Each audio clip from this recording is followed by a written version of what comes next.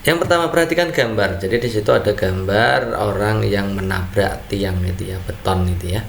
Nah, kemudian terpelanting gitu ya. Saat kendaraan menabrak tiang, pengendara terlempar jauh ke depan. Yang menyebabkan hal tersebut adalah apakah A. Sopir terbiasa dengan keadaan bergerak dan tiba-tiba harus berhenti karena mobil yang dikendarai menabrak tiang, maka tubuh sopir akan tetap menginginkan bergerak, artinya terpelanting gitu ya. Kemudian yang B, mobil memberikan gaya aksi karena massa dan percepatannya, dan tiang memberikan reaksi atas gaya aksi dari mobil, sehingga tubuh sopir juga mendapatkan gaya reaksi. Yang C, kecepatan mobil yang tinggi menyebabkan gaya yang bekerja pada mobil besar. Hal ini menyebabkan sopir terpelanting ke depan. Ataukah yang D, tiang yang ditabrak memberikan gaya aksi yang menyebabkan sopir terpelanting ke depan. Nah, soal-soal seperti ini banyak sekali yang muncul ya teman-teman. Dari misalkan contoh yang kemarin itu tentang orang yang turun dari angkot kemudian terasa mau terjelungup atau mau jatuh, itu juga bagian dari sini. Nah, teman-teman perlu diketahui bahwa semua itu kasus-kasus seperti itu merupakan penerapan dari hukum Newton gitu ya. Terutama untuk hal ini ya, ini adalah hukum Newton 1 ya sebenarnya untuk orang yang terpelanting ketika menabrak beton seperti ini. Ini hukum 1. Bunyinya seperti ini: setiap benda akan mempertahankan kondisi diam atau bergerak dengan lurus yang beraturan kecuali terdapat gaya yang mana bekerja untuk mengubahnya. Yaitu bunyi hukum Newtonnya. Nah, kata-kata ini sulit sekali untuk dicerna oleh kita. Bahasa mudahnya saya buat sederhananya seperti ini. Setiap benda itu yang sudah diam, maka dia akan cenderung selalu ingin diam. Ya, suatu benda yang posisinya diam akan cenderung selalu ingin diam. Gitu ya. Misalkan diberikan gaya juga nanti ada inginnya tetap diam ya di posisi itu, mempertahankan posisi itu, namanya nama lain dari hukum kelembaban. Sebagaimana juga kalau benda itu bergerak, maka ingin selamanya bergerak. Nah, kalau ada gaya yang menghentikannya, dia ingin tetap bergerak seperti itu namanya bunyi hukum Newton 1 atau hukum kelembaban gitu ya. Kita lihat opsi A, sopir terbiasa dengan keadaan bergerak dan tiba-tiba harus terhenti karena mobil yang dikendarai menabrak tiang, maka tubuh sopir akan tetap menginginkan bergerak. Nah, ini adalah penerapan dari hukum Newton 1. Jadi jawaban yang tepat opsinya adalah A. Kalau yang B, aksi reaksi, itu hukum Newton 3, itu kasusnya tidak seperti ini teman-teman ini ya. C itu hukum Newton 2, jadi juga kasusnya tidak seperti ini ya. Jadi jawaban yang tepat opsinya A. Next, berikutnya, tradisi di Indonesia yang merupakan kekayaan budaya lokal yang bercerita atau berisi tentang melestarikan budaya adat. Apakah tradisi lompat batu, tradisi erau, tari saula, cungkup tapan rejo, atau sarine kembang bagong? Oke, kita akan lihat ya. Ini kelihatannya materi di kelas 4 kalau tidak salah ya. Kelas 4 atau kelas 5 lah, lupa saya. Oke. Jadi soal-soal tentang tradisi ini perlu teman-teman kembangkan. Cari seluruh tradisi yang ada di materi SD. Tradisi-tradisi khasanah lokal daerah itu ya dicari, kemudian dipahami bagaimana isinya, karena soal-soalnya banyak sekali terkait dengan itu ya. Kita akan bahas satu persatu. Pertama adalah tradisi lompat batu dari Nias ya. Ini biasanya dilakukan oleh para pemuda dengan cara melompati tumpukan batu setinggi 2 meter untuk menunjukkan bahwa mereka sudah pantas untuk dianggap dewasa secara fisik. Jadi ini menceritakan atau berisi tentang kebanggaan dari seorang pemuda yang berhasil melompati tumpukan batu karena dianggap sebagai sudah dewasa gitu ya. Kemudian untuk tradisi erau itu dari Tenggarong. Tradisi erau dari Tenggarong itu juga sebagai bentuk rasa syukur atas limpahan hasil bumi. Jadi ini termasuk panen ya. Habis setelah panen rasa syukurnya ya dengan tradisi erau ini gitu ya. Sukunya adalah suku Kutai. Kemudian tak hanya itu, keluarga besar kesultanan pun menjamu rakyatnya dengan berbagai sajian sebagai bentuk terima kasih atas pengabdian mereka kepada kesultanan ya. Kemudian dalam perkembangannya dan sekarang itu biasanya tradisi erau itu erat kaitannya dengan upacara yang dilakukan dalam rangka penobatan raja serta pemberian gelar kepada tokoh-tokoh masyarakat yang berjasa. Jadi ada perubahan fungsi dari tradisi Rau yang mulanya adalah rasa syukur sebagai panen ya, limpahan hasil bumi, kemudian juga merupakan jamuan dari kesultanan atau raja untuk rakyatnya, tapi sekarang juga berubah menjadi pemberian gelar kehormatan, kemudian penobatan raja, itu tradisi Rau. Kemudian kita akan bahas tradisi Saula ya. Tari Saula itu merupakan tradisi dalam rangka pernikahan, ini khusus untuk warga Mandar, Kalimantan ya. Kemudian Cungkup Tapan Rejo itu dari Mataraman, ini yang mengisahkan babat alas warga Jawa dalam memulai kehidupan baru. Ini teman-teman harus memahami makna-maknanya gitu ya. Kemudian Sarine Kembang Bakung itu dari Using, itu cerita ini mengisahkan kegigihan dan semangat masyarakat desa dalam melestarikan budaya adat Using. Jadi kalau yang ditanyakan adalah tradisi di Indonesia yang merupakan kekayaan budaya lokal bercerita tentang melestarikan budaya adat, itu jawaban yang tepat adalah Sarine Kembang Bakung. Opsi yang tepat adalah opsi E. Berikutnya pasangan presiden dan wakil presiden yang dipilih sesuai dengan amandemen ketiga Undang-Undang Dasar Negara Republik Indonesia tahun 1945 pasal 6A. Apakah Soeharto, B.J. Habibie, Abdurrahman Wahid, Megawati, SBY Budianto, kemudian Joko Widodo, Basuki Cahaya, atau Susilo Bambang Yudhoyono dan Yusuf Kala? Oke teman-teman, ini soal-soal seperti ini menjebak ya. Jadi teman-teman harus tahu dulu untuk undang-undang krusial ya, untuk pasal-pasal krusial yang diamandemen ya. Pada pertemuan yang lalu kita sudah pernah bahas ini ya, jadi teman-teman saya harapkan untuk menonton semua video dari Daring My Channel sejak FR1 gitu ya, sejak pembelajaran program 1 gitu ya. Nanti ada semuanya, ada yang latar belakang amandemen Sila 1 ayat 2, pasal 1 ayat 2 dan seterusnya itu ya. Nah sekarang kita bahas pasangan presiden dan wakil presiden yang dipilih sesuai dengan amandemen ketiga UUD NRI 1945 pasal 6A. Kita kaji dulu ya sebenarnya amandemen krusial itu supaya teman-teman nanti juga memahami. Nah amandemen yang pertama kita mulai ya, bukan amandemen yang pertama tapi pembahasan materi kita yang pertama itu tentang pergeseran kekuasaan membentuk undang-undang dari presiden ke DPR. Jadi dulunya sebelum amandemen itu yang berhak membuat undang-undang itu adalah presiden, kemudian DPR hanya berfungsi sebagai alat persetujuan saja gitu ya. Itu dulu sebelum amandemen. Setelah amandemen ada pergeseran kekuasaan membentuk undang-undang, di mana pasal 20-nya mengatakan bahwa Dewan Perwakilan Rakyat memegang kekuasaan membentuk undang-undang. Jadi sekarang yang membentuk undang-undang itu DPR, bukan presiden. Kemudian pasal 21-nya adalah anggota Dewan Perwakilan Rakyat berhak mengajukan usul rancangan UUD. Jadi RUU itu juga berhak diajukan oleh anggota DPR gitu ya. Kemudian pasal krusial berikutnya adalah tentang tata cara pemilihan presiden. Nah, ini tadi yang ditanyakan tentang pasal 6A. Di mana pasal 6A ini berbunyi presiden dan wakil presiden itu dipilih dalam satu pasangan secara langsung oleh rakyat. Amandemen ketiga. Kalau bintangnya 3 berarti amandemen ketiga. Jadi presiden dan wakil presiden dipilih dalam satu pasangan secara langsung. Nanti yang ditanyakan yang seperti tadi gitu ya. Kemudian kedaulatan itu di pasal 1 di mana terjadi perubahan. Kalau sebelum UUD 45 itu kedaulatan ada di tangan rakyat, dilakukan sepenuhnya oleh MPR. Kalau pasal 1 setelah amandemen itu kedaulatan di tangan rakyat dilaksanakan dengan undang-undang. Jadi sudah tidak diwakilkan MPR lagi gitu ya, kedaulatan tertingginya.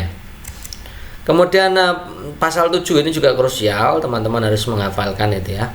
Ini tentang pembatasan masa jabatan presiden, itu dimana presiden dan wakil presiden itu memegang jabatan selama 5 tahun dan sesudahnya dapat dipilih kembali dalam jabatan yang sama hanya untuk 1 kali masa jabatan. Artinya apa? Jadi awal jabatan dan kemudian menjabat lagi itu maksimal 2 periode, tidak boleh lebih dari itu. Itu artinya seperti itu. Kemudian yang krusial berikutnya yang tetap sampai sekarang ini menjadi isu penting itu adalah pasal 6 yaitu calon presiden dan wakil presiden itu harus seorang warga negara Indonesia sejak kelahirannya, tidak pernah menerima kewarganegaraan lain karena kehendak sendiri, tidak pernah mengkhianati negara, serta mampu secara rohani dan jasmani untuk melaksanakan tugas dan kewajibannya sebagai presiden dan wakil presiden. Jadi ini berbeda dengan sebelum undang-undang, sebelum amandemen undang-undang, di mana sebelumnya itu calon presiden dan wakil presiden adalah orang Indonesia asli gitu ya. Sekarang diperlengkap, jadi tidak hanya orang Indonesia asli tapi orang yang keturunan asing pun bisa, selama dia itu sudah menjadi warga negara Indonesia sejak kelahirannya, belum pernah menerima kewarganegaraan lain, kemudian tidak pernah berkasus tentang pengkhianatan negara, sehat jasmani rohani, itu ya, itu juga penting. Misalkan jasmaninya buntung itu kan tidak boleh gitu ya. Kemudian untuk melaksanakan tugas, itu ya. Jadi ada pasal-pasal krusial ini perlu teman-teman pahami. Tadi yang ditanyakan adalah pasal 6A. Ini presiden dan wakil presiden dipilih dalam satu pasangan secara langsung. Nah, jadi yang sesuai yang mana? Ini pasangan presiden yang sesuai dengan pasal 6A yang dipilih secara langsung. Nah, kalau Soeharto dan B.J. Habibie itu tidak dipilih secara langsung, melainkan di perwakilan MPR ya, jadi yang memilih adalah MPR. Kalau Abdurrahman Wahid dan Megawati Soekarno Putri juga demikian, yang memilih adalah MPR gitu ya. Kalau SBY dan Budianto itu bukan pasangan presiden dan wakil presiden, karena Susilo Bambang Yudhoyono itu presiden, sementara pasangannya tidak pernah dengan Budianto, tapi yang benar adalah Budiono. Kemudian berikutnya Joko Widodo dan Basuki Cahaya itu bukan pasangan presiden dan wakil presiden, melainkan pasangan gubernur dan wakil gubernur gitu ya. Jadi beda. Yang Susilo Bambang Yudhoyono dan Yusuf Kala. Ini jadi jawaban yang tepat adalah ini periode SBY 1 gitu ya. Jadi jawaban yang tepat adalah opsi E. Berikut pernyataan yang benar terkait implikasi dari amandemen UUD NRI 1945 adalah titik-titik. Jadi langsung kita analisa saja gitu ya. Kita lihat opsi A. Sebelum amandemen, pemilihan presiden dan wakil presiden dilakukan secara langsung.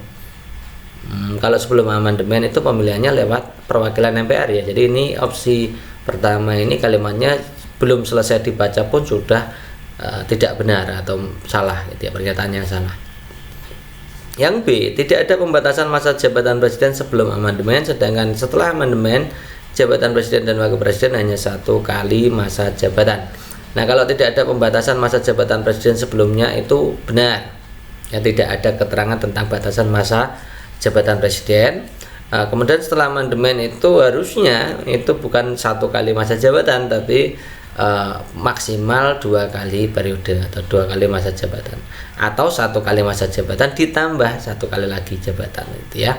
Jadi opsi yang B ini salah di kalimat keduanya, di bagian keduanya. Yang C, sebelum amandemen UUD 45 kekuasaan membentuk undang-undang berada di tangan presiden, betul. Kemudian sesudah amandemen 45 kekuasaan membentuk undang-undang berada di tangan DPR, betul. Jadi opsi C ini betul. Opsi D, sebelum amandemen kekuasaan tertinggi negara ada di rakyat, sedangkan sesudah amandemen peran MPR menjadi lembaga tertinggi negara. Ini salah ya teman-teman. Kalau setelah amandemen harusnya itu peran MPR hanya sebagai lembaga tinggi negara. Itu ya. Kalau sebelum amandemen itu menjadi lembaga tertinggi negara gitu ya. Jadi opsi D ini kebalik gitu ya. Opsi E, sebelum amandemen pengangkatan hakim konstitusi merupakan tugas prerogatif dari presiden, sedangkan sudah amandemen merupakan tugas MPR. Oke teman-teman, kalau sebelum amandemen itu belum ada MK ya, maka tidak ada hakim konstitusi. Sebelum amandemen itu tidak ada Mahkamah Konstitusi, oleh karena itu tidak mungkin ada hakim konstitusi. Jadi opsi E ini jelas salah ya. Maka jawaban yang tepat adalah opsi C. Berikutnya, setiap warga negara berhak mendapatkan pendidikan, dan itu merupakan jaminan negara kepada warga negara Indonesia berdasarkan pasal 31 Undang-Undang Dasar 1945. Hal ini sesuai dengan pembukaan UUD 45 alinea berapa? Jadi hubungan antara pendidikan dengan pembukaan UUD 45 itu berada di alinea berapa? 1, 2, 3, 4 atau 5. Nah 5 ini sebagai pengecoh karena alinea pembukaan UUD 45 kan hanya 4 gitu ya teman-teman ya. Oke, untuk pendidikan, kesejahteraan, kemudian dan lain-lain ya, termasuk ikut serta dalam ketertiban dunia, itu yakinlah itu dari tujuan negara. Tujuan negara itu di alinea 4 ya. Isinya seperti ini, saya ambil kutipannya saja. Kemudian daripada itu, untuk membentuk suatu pemerintah negara Indonesia yang melindungi segenap bangsa Indonesia dan seluruh tumpah darah Indonesia, dan untuk memajukan kesejahteraan umum, mencerdaskan kehidupan bangsa, melaksanakan ketertiban dunia berdasarkan kemerdekaan, perdamaian abadi dan keadilan sosial. Jadi peran dari pasal 31 tentang pendidikan ini termasuk dari tujuan nasional atau tujuan negara, yaitu mencerdaskan kehidupan bangsa. Otomatis ini masuk di alinea 4. Nah kemarin ada soal juga tentang apa itu namanya ya, BPJS ya, sudah kita bahas ya. BPJS itu juga di alinea 4, yaitu memajukan kesejahteraan umum. Jadi teman-teman harus membedah masing-masing makna dari alinea dari 1, 2, 3, 4. Kita sudah pernah memberikan materi tentang itu, silahkan teman-teman cari dari program 1 sampai program ke 26 ya, dicari saja. Next berikutnya, keberadaan tikus dengan populasi yang meledak sangat merugikan petani. Tanaman bisa gagal panen seketika jika tidak bisa ditanggulangi dengan benar. Cara paling efektif dalam penanggulangan populasi tikus di sawah adalah titik-titik. Ya, yang ditanyakan adalah cara yang paling efektif. Mungkin opsi pilihan gandanya semuanya cara dipakai oleh petani-petani kita gitu ya. Nah, menggunakan obat kimia pengendali populasi tikus, gotong royong bersama warga memburu tikus, membiarkan sawah tidak ditanami dalam waktu kurun yang lama gitu ya, sehingga tikus berpindah, menjaga populasi hewan pemangsa seperti ular, membuat sawah menjadi genangan air sehingga tidak menjadi habitat tikus. Nah, cara yang paling efektif kita sudah pernah bahas gitu ya. Jadi cara yang paling efektif dalam pengendalian tikus itu yang paling penting adalah melestarikan ekologinya. Ya, ekosistemnya harus jalan. Jaring-jaring makanannya harus jalan. Nah, berarti kalau mau mengurangi atau mengendalikan tikus, maka faktor musuh dari tikus atau peranan pengendali tikus secara alami itu harus ada, ya, tidak boleh punah. Nah kebanyakan petani itu membunuh ular-ular sawah itu, sehingga nanti yang bertugas untuk memakan tikus itu akan habis, jadi tikusnya tidak terkendali.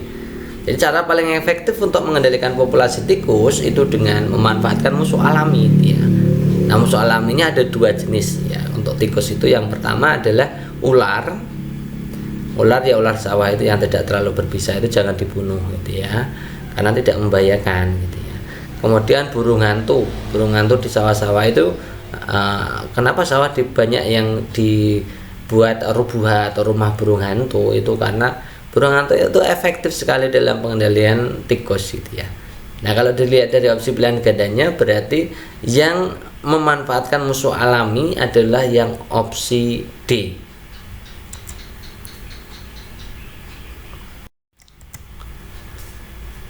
Oke, next berikutnya, beberapa pekerja angkut akan menurunkan barang dari truk yang memiliki kapasitas angkut paling banyak 825 kg.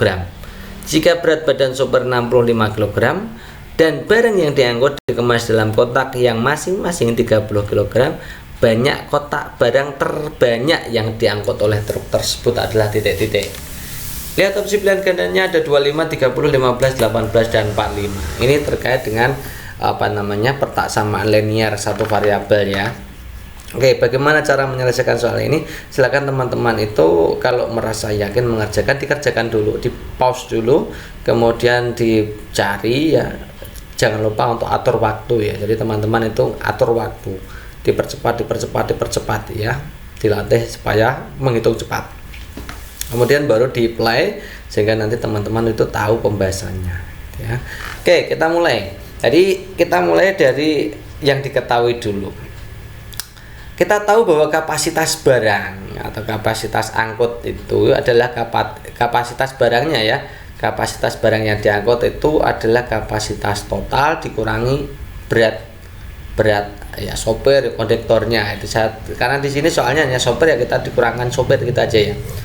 Jadi kapasitas angkut total dikurangi sopir kan gitu ya. Barangnya itu berarti kapasitas angkut total dikurangi sopir. Berarti 825 kita kurangkan dulu dengan 65. Ya itu 760 hasilnya. Jadi barang yang diangkut itu maksimal atau paling banyak itu harus 760 kg.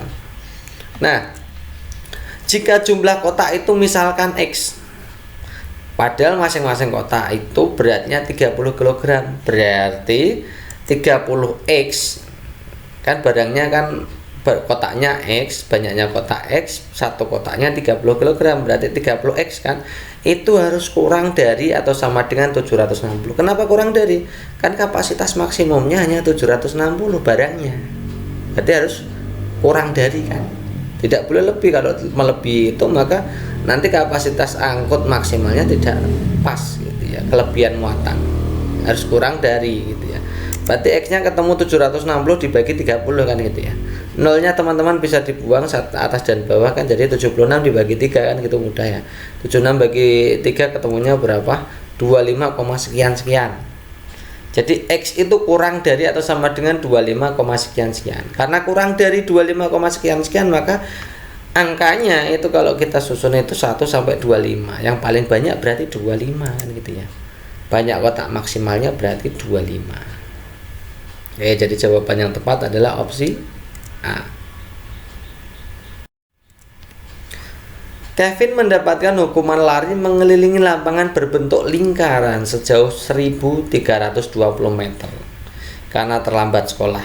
Ya, jadi hukumannya adalah mengelilingi lingkaran, jaraknya harus 1320 meter.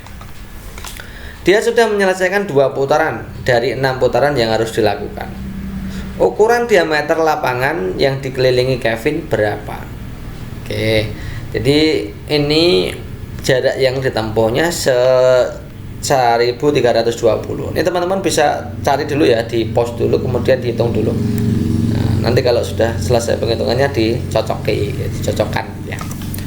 Oke, jaraknya adalah 1320. Kemudian di situ jarak itu harus ditempuh dengan 6 putaran ya. Berat 6 putaran itu, 2 putaran itu hanya pengecoh teman-teman. Jadi 1320 itu terdiri dari 6 putaran. Berarti satu putarannya berapa? Ya, satu putaran atau satu keliling kan berarti kita tinggal bagi kan. 1320 dibagi 6. Hasilnya adalah 220 meter.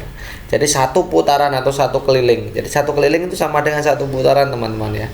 Satu keliling berarti itu 220 meter. Gitu ya. Jadi K-nya 220, kita akan menghitung diameternya sekarang. Diameter dari lingkaran diketahui keliling, maka kita bisa menghitung ini. Keliling kan rumusnya pi kali d. Pi-nya pakai 22/7.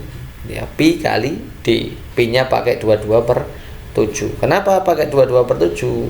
Ya, nanti kita jelaskan gitu ya. Karena 220 bisa dibagi 22 kan gitu ya. Kita masukkan K-nya, kita taruh ya, K-nya kita ganti dengan 220 sama dengan 22/7 D kan gitu berarti ya. K-nya kita ganti dengan 220. Nah, sekarang menghitung D. D itu di sebelah kanan. Jadi 22/7 itu harus dipindahkan ke sebelah kiri. Kalau berpindah sebelah kiri cukup dibalik saja. Jadi 220 kita kalikan dengan 7/22. Tadinya 7 kan di bagian bawah atau di bawah per kan, jadi di atas per. Dua-duanya tadinya di atas jadi di bawah kan itu. Nah, diameternya itu berarti 220 dikali 7 bagi 22. Nah, 220 itu dengan 22 kan bisa dibagi kan, dan dikecilkan. Masing-masing dibagi 22 berarti 220 bagi 22 kan 10 ya. 10 kali 7 berarti 70. Jadi diameternya adalah 70 meter.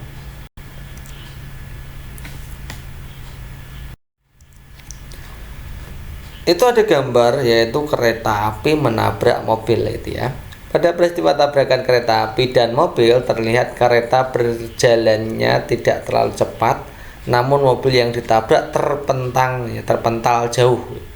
yang menyebabkan kejadian tersebut adalah titik-titik. Nah, ini sama teman-teman dengan kasus-kasus yang tadi ya. Ini tentang penerapan hukum Newton. Jadi teman-teman harus memahami semua jenis hukum Newton, kemudian bagaimana penerapannya. Mengapa demikian, gitu ya.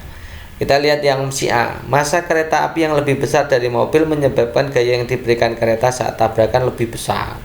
Atau massa kereta api yang besar menyebabkan kecepatan mobil saat tertabrak menjadi lebih kecil. Atau C, gaya yang diberikan kereta api kecil karena massa kereta api juga kecil. Atau D, massa mobil yang lebih kecil dari kereta sehingga kecepatan mobil saat tabrakan menjadi lebih lambat. Atau E, kecepatan kereta yang lambat menyebabkan massa kereta juga kecil sehingga gaya yang diberikan lebih besar. Jadi ini terkait dengan hukum Newton ya. Kalau tentang tabrakan itu kita pakainya hukum Newton 2 saja gitu ya. Massa kereta itu jelas lebih besar daripada massa mobil ya, setuju ya. Jadi kereta itu punya massa atau punya berat yang lebih besar daripada berat mobil. Oke, itu satu.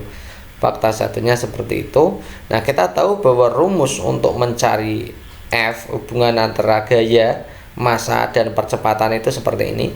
F sama dengan M kali A. Gaya yang diberikan itu sebanding dengan massa sebanding pula dengan percepatan. Artinya apa? Semakin besar massanya, ya, semakin besar massanya, maka semakin besar gayanya. Nah, kereta itu punya massa yang lebih besar dari mobil, otomatis gaya yang diberikan kereta lebih besar daripada gaya mobil. Oleh karena itu nanti ketika tabrakan itu pasti terpental jauh. Itu intinya seperti itu, paham ya. Jadi kita pakai hukum Newton 2, rumusnya Fm kali A. Gaya itu sebanding dengan massa. Jadi semakin besar massanya atau massanya lebih besar, maka gaya yang diberikan lebih besar. Ya, jadi gaya yang diberikan oleh kereta api itu lebih besar daripada gaya mobil sehingga mobilnya itu terpental jauh. Itu ya. Berarti itu jawabannya. Kita lihat opsi A. Massa kereta api lebih besar, oke, dari mobil menyebabkan gaya yang diberikan kereta saat tabrakan lebih besar daripada gayanya mobil. Oke, jawaban yang tepat ya di opsi A berarti ya. Oke. Berikutnya, perhatikan hal berikut. 1. Kerangka berpikir dan hipotesis, tujuan penelitian dan manfaat penelitian, hasil siklus 1, 2 dan pembahasan, desain penelitian, metodologi penelitian. Yang kelima, daftar pustaka dan lampiran. Nah, sistematika penulisan PTK yang benar ini berdasarkan urutannya ini ya. Ini kelihatannya juga sudah pernah ada tapi mungkin variannya agak berbeda. Oke, kita bahas ya. Kalau kerangka berpikir dan hipotesis itu masuk dalam apa ya? Teman-teman ingat? Oke. Kita akan berikan pembahasan globalnya saja. Jadi tidak langsung kita analisa tapi kita teorinya harus tahu dulu supaya nanti soal apapun teman-teman harus bisa. Sistematika untuk PTK itu dimulai dari bagian pembuka. Jadi bagian itu ada 3 teman-teman. Bagian pembuka, bagian isi, bagian penutup gitu ya. Bagian pembuka isinya apa saja? Halaman judul, halaman pengesahan, abstrak, kata pengantar, daftar isi, daftar tabel, daftar lampiran, daftar gambar. Itu di halaman pembuka. Kemudian di bagian isi itu ya bab 1 sampai bab 5 itu ya. Bab 1 itu memuat latar belakang, identifikasi masalah, rumusan masalah, tujuan, manfaat. Kadang-kadang ditambahi dengan penelitian yang relevan. Ya, saya ulangi lagi ya. Latar belakang, rumusan masalah. Kadang-kadang sebelum rumusan masalah ditambah identifikasi masalah. Jadi latar belakang, identifikasi masalah, rumusan masalah, tujuan, manfaat, kemudian kadang-kadang ditambah dengan penelitian yang relevan. Bab 2 itu tentang pembahasan teori, kerangka berpikir dan hipotesis. Jadi menjelaskan teorinya, kemudian alur yang dipakai ya, sehingga nanti punya hipotesisnya temu juga ya. Bagian ketiga ini tentang setting dan prosedur penelitian, metodologi penelitian ya. Setting itu yang meliputi subjek penelitian, objek penelitian, lokasi dan seterusnya. Itu ya. Kemudian bab 4 ini tentang pelaksanaan penelitian dan hasil. Jadi hasil siklus 1, hasil siklus 2 dan seterusnya, kemudian dibahas masing-masing hubungan antar siklus itu di hasil penelitian dan pembahasan. Kemudian di bab kelima itu ada simpulan dan saran serta rekomendasi. Jadi simpulan, saran, rekomendasi. Teman-teman harus paham bagian-bagian ini ya. Ini wajib hukumnya untuk menghafalkan gitu ya. Dipahami gitu ya. Kemudian bagian ketiga ya, setelah bagian isi, bagian pembuka, bagian isi, sekarang bagian yang ketiga adalah bagian penutup. Itu meliputi daftar pustaka, kemudian lampiran-lampiran. Itu ya urutan. Kita sudah bentuk sistematikanya sesuai urutan dari yang awal sampai akhir. Oke. Jadi kalau kita bahas untuk sistem penulisan PTK yang benar pada soal ini, kerangka berpikir dan hipotesis sistem masuknya di bab 2. Tujuan penelitian, manfaat penelitian itu pasti di bab 1 bersama latar belakangan gitu ya. Hasil siklus 1, 2 serta pembahasannya ada di bab 4. Desain penelitian, metodologi penelitian itu tentang setting penelitian ya. Setting penelitian, metodologi penelitian itu di bab 3. Daftar pustaka, lampiran itu di bab 5. Jadi kalau penutup ya, bukan bab 5, penutup.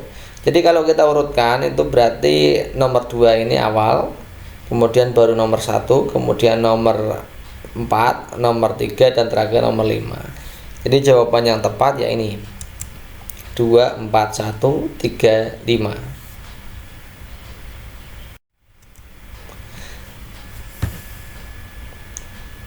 Berikut ini contoh sumber daya alam yang dapat diperbarui, antara lain apakah marmer, gypsum, besi, kopra, lateks, terpentin, kuningan, lateks, terpentin, atau besi, aluminium, kuningan. Jadi untuk menjawab ini banyak istilah-istilah asing yang unik ya teman-teman ya. Banyak istilah-istilah asing. Jadi teman-teman tidak sekedar hanya menjawab matahari, udara dan seterusnya, tapi nanti akan disajikan istilah-istilah yang nanti teman-teman harus berpikir ini masuknya SDA yang diperbarui atau tidak gitu ya. Kita sebelum menjawab soal tentang yang hal ini itu kita bahas satu persatu dulu ya. Sumber daya alam yang dapat diperbarui itu sumber daya yang disediakan oleh alam dengan jumlah yang banyak. Ya, jumlah banyak, perkiraan tidak akan habis gitu ya. Sebab sumber daya alam tersebut masih bisa diupayakan untuk ketersediaannya, masih bisa diperbarui gitu ya. Tumbuhan, hewan, sinar matahari, angin, nah itu ombak, itu juga sumber daya alam yang dapat diperbarui.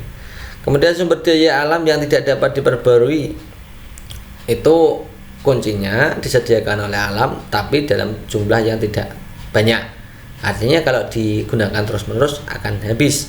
Contohnya sumber daya alam yang tidak dapat diperbarui itu sumber daya energi fosil, minyak bumi termasuk bensin, pertalit, itu sebenarnya adalah sumber daya alam yang tidak dapat diperbarui gitu ya. Contohnya minyak, emas dan lain-lain kan banyak kan.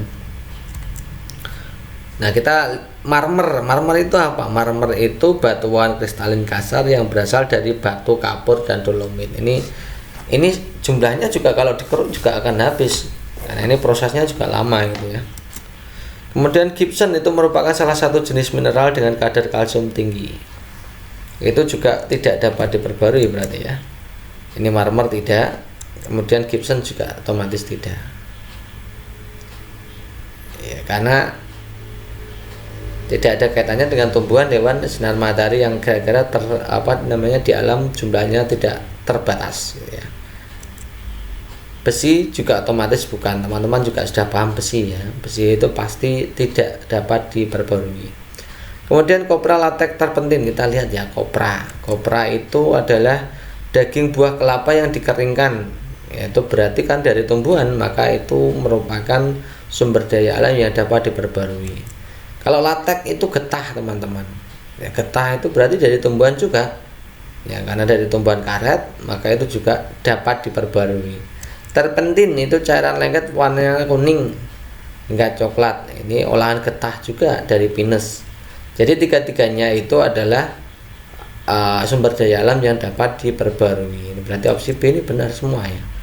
Kalau kuningan, teman-teman tahu ya, kuningan itu adalah campuran tembaga dan seng. Ini bentuk logam, karena logam itu pasti adalah sumber daya alam yang tidak dapat diperbarui. Latek masuk, terpentin masuk, jadi tapi kuningannya tidak masuk ya.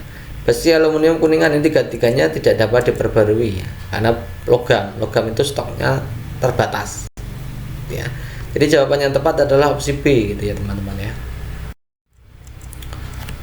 Kebun Pak Salman berbentuk lingkaran dengan luas 34.650 meter persegi.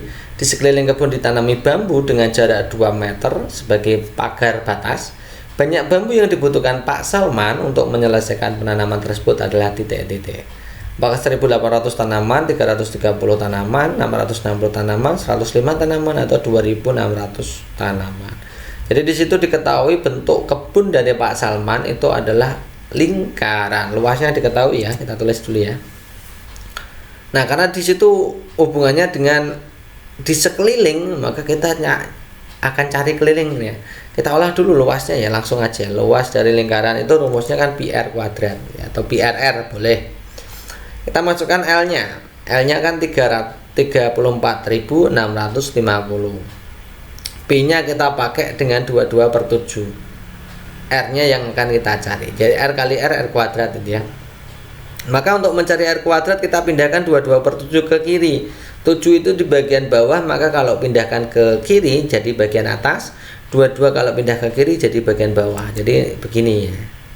34.650 kali 7/22 sama dengan R kuadrat. Nah, 34.650 ini pasti bisa dibagi 22. Yakinlah teman-teman, itu pasti bisa dibagi 22. Hasilnya adalah 1.575.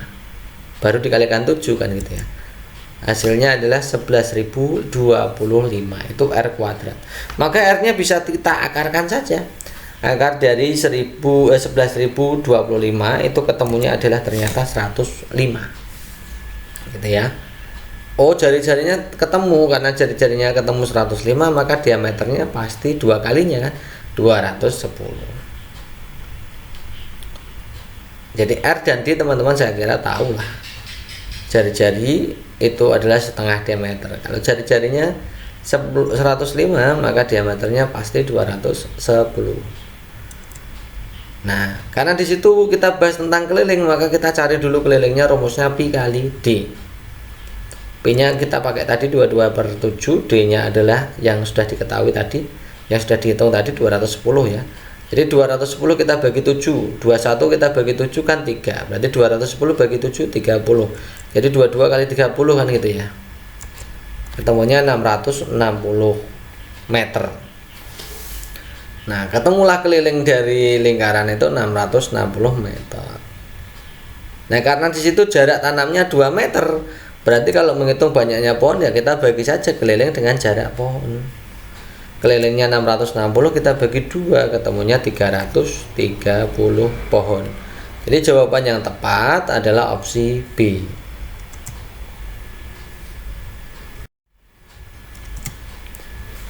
Terumbu karang harus dilindungi karena memiliki fungsi ekonomi, ekologis, dan sosial ekonomi. Nah, berikut yang merupakan fungsi ekonomi terumbu karang bagi manusia. Fungsi ekonomi gitu ya. Apakah mengurangi hembasan gelombang pantai sebagai sumber makanan dan obat-obatan, sebagai daya tarik objek wisata, mencegah terjadinya abrasi pantai. Kita harus memahami dulu ya teman-teman untuk jawab ini. Jadi kemarin mungkin kurang lengkap ya untuk pembahasan kita. Jadi fungsi dari hutan kota, fungsi dari terumbu karang, fungsi dari mangrove itu terbagi menjadi beberapa bagian.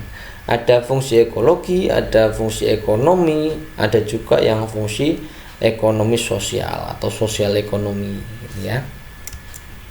Kalau manfaat atau fungsi ekonomi ini terkait, kalau misalkan terumbu karang bisa dijadikan sumber makanan, bisa dipakai sebagai obat-obatan, juga kan objek wisata bahari, itu ekonomi ya, terkait dengan perekonomian. Jadi manfaat ekonominya banyak dari terumbu karang. Kemudian kalau ekologi ini tentang keseimbangan ekosistem ya. Jadi fungsi ekologi itu fungsi dalam menjaga keseimbangan ekosistem atau bahasa kerennya pelestarian. Fungsi pelestarian. Jadi fungsi dari terumbu karang itu dalam rangka pelestarian itu mengurangi hempasan gelombang pantai yang dapat berakibat terjadinya abrasi. Jadi selain dari fungsi mangrove atau bakau yang bagian bawah ada terumbu karang itu sudah mengurangi efek gelombangnya, efek ombaknya gitu ya. Itu ekologinya salah satunya. Nah, kemudian kalau sosial ekonomi, ini terumbu karang sebagai sumber perikanan. Ya, sumber perikanan, pendapatan nelayan. Jadi seperti ekonomi tapi fungsinya fungsi sebagai pekerjaan lah intinya ya. Sumber perikanan kan hubungannya dengan pekerjaan, pendapatan juga pekerjaan gitu ya. Menjadi daya tarik objek wisata tadi juga termasuk sebenarnya ya manfaat ekonomi, tapi juga faktor sosialnya ada. Makanya disebut sebagai fungsi sosial ekonomi ya. Oke, kita sekarang jawab ya. Berikut yang merupakan fungsi ekonomi. Yang A, mengurangi hembasan gelombang pantai itu berarti fungsi ekologi, gitu ya. Sebagai sumber makanan dan obat-obatan itu fungsi ekonomi, gitu ya. Sebagai daya tarik objek wisata itu ekonomi sosial. Ekonomi bisa, ekonomi sosial bisa. Mencegah terjadinya abrasi itu adalah sebagai kalau mencegah terjadinya abrasi berarti pelestarian ya, berarti ini fungsi ekologi. Nah yang ditanyakan tadi adalah fungsi ekonomi. Jadi apakah daya tarik objek wisata atau sumber makanan dan obat-obatan? Nah kalau daya tarik objek wisata bisa ekonomi, bisa sosial ekonomi. Kalau sumber makanan dan obat-obatan itu ekonomi. Jadi jawaban yang tepat adalah opsi B.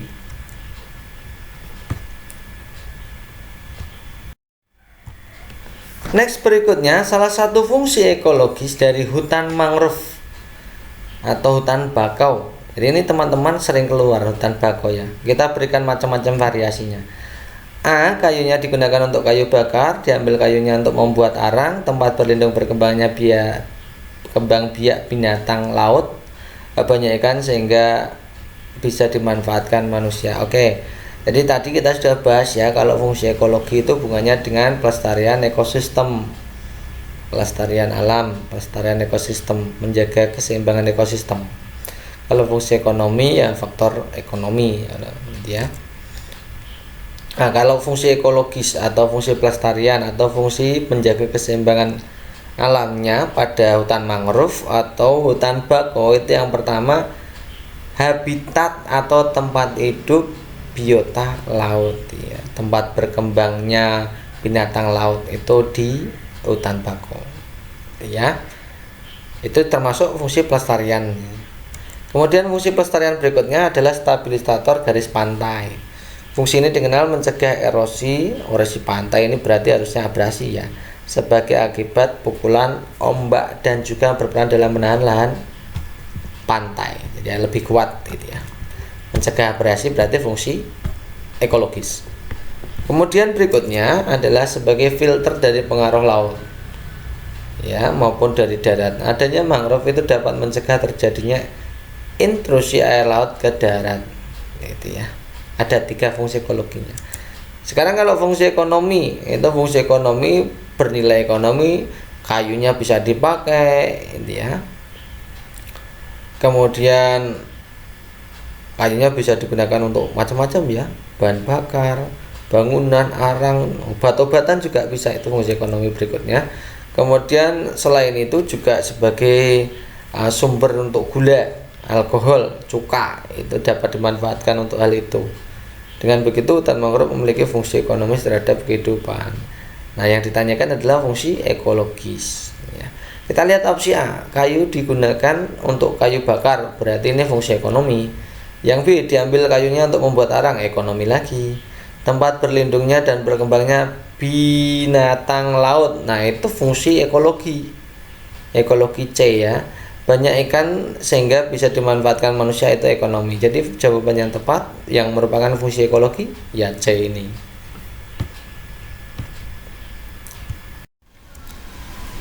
Berikutnya perubahan energi pada pembangkit listrik tenaga mikrohidro yang mana? Apakah A energi potensial, energi kinetik, energi mekanik, energi listrik, energi kinetik, potensial, mekanik, listrik, mekanik, potensial, energi kinetik, energi listrik, energi kinetik, energi potensial, energi mekanik, energi listrik. Ya, kemarin ada teman yang ingat bahwa saya kemarin ada yang keluar tentang pembangkit listrik tenaga mikrohidro. Nah, itu yang seperti apa perubahan energinya. Oleh karena itu kita akan memberikan pembahasan ya. Ini FR asli, jadi teman-teman itu silahkan dipelajari baik-baik gitu ya. Kita mulai saja. Ini gambarnya seperti ini. Sebenarnya mikrohidro itu seperti PLTA, tapi ini skalanya kecil, makanya disebut mikrohidro. Mengambil dari sungai saja seperti ini, tidak perlu bendungan yang panjang ya. Tidak perlu bendungan yang luas, tapi hanya melibatkan sungai seperti ini. Itu ada sungai dari atas menuju ke bawah gitu ya. Kemudian dipotong ya, dibuatkan jalur dari sebelah atas itu dipotong, kemudian dialirkan. Dialirkan, ada penyaringan dan seterusnya.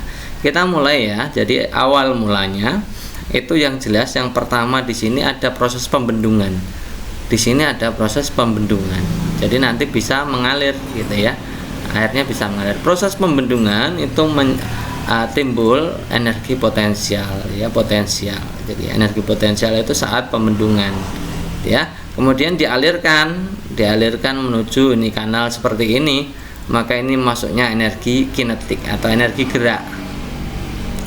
Nah, aliran air bergerak ini nanti kemudian sampai ke sini, dialirkan sampai sini ya, sampai itu pipa itu ya teman-teman ya, sampai pipa.